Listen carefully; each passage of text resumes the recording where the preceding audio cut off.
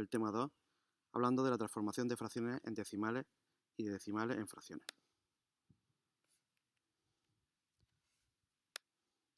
Para transformar fracciones en decimales, basta con dividir el numerador entre el denominador y ya nos dará el número decimal.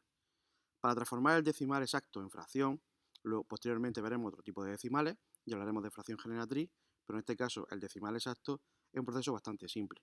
Basta con, primeramente, dividir el decimal que tenemos entre 1 y así ya tenemos una fracción.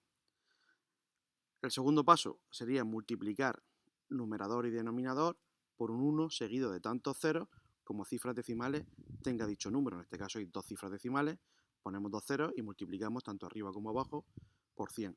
Nos dará ya no es una fracción, que será ya la fracción representativa de 0,35, aunque hay un tercer paso que nos puede hacer simplificar la fracción, que es precisamente dividir arriba y abajo por un mismo número para conseguir esa simplificación. Si dividimos 35 entre 5 y 100 entre 5 nos da 7/20, que es una fracción irreducible y por lo tanto nos queda finalmente como fracción representativa de 0,35. Entramos en el punto cuarto, donde hablaremos de fracción generatriz fundamentalmente y decimales periódicos. Bien, pues de forma análoga como acabábamos de comentar, los números decimales exactos y periódicos también pueden expresarse en forma de fracción y la llamamos fracción generatriz. Hay varios casos, veremos 3 casos específicamente, de cómo transformar un decimal en su fracción generatriz. La parte decimal de un número decimal exacto está compuesta por una cantidad finita de términos.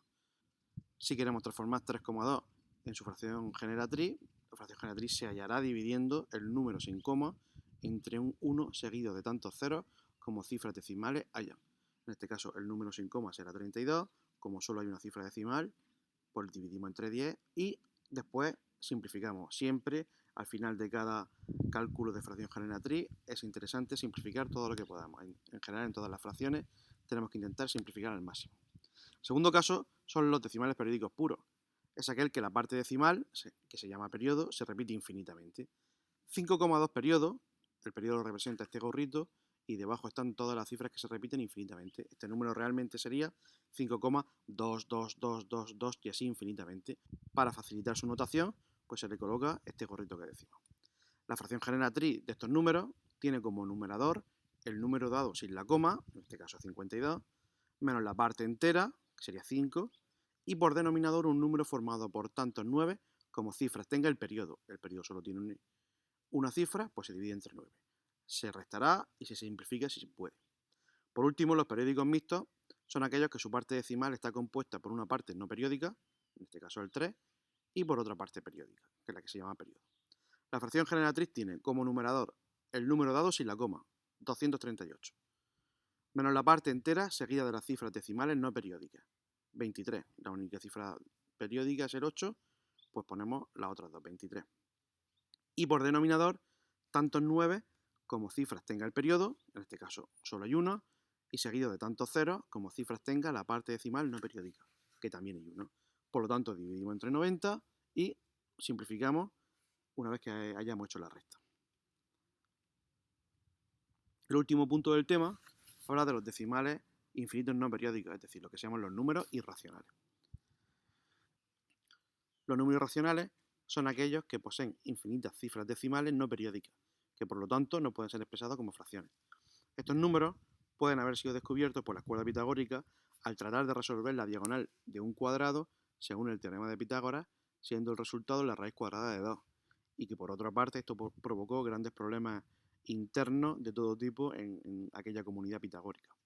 Como ejemplo, tenemos los 3 números irracionales más famosos. El primero es pi, que es mundialmente conocido, que lo encontramos cuando dividimos la longitud de una circunferencia entre su diámetro. Phi, o el número de oro, se trata de un número que posee muchas propiedades interesantes y que fue descubierto en la antigüedad no como una expresión aritmética, sino como relación o proporción entre dos segmentos de una recta, o sea, una construcción geométrica. Se le llama el número de oro porque está en infinidad de representaciones artísticas y sobre todo naturales. Por último, el número E, que se suele llamar el número de Euler, por su descubridor, y es la base de logaritmos naturales que fueron descubiertos por John Napier. Pues Hemos terminado el tema, vamos a la práctica.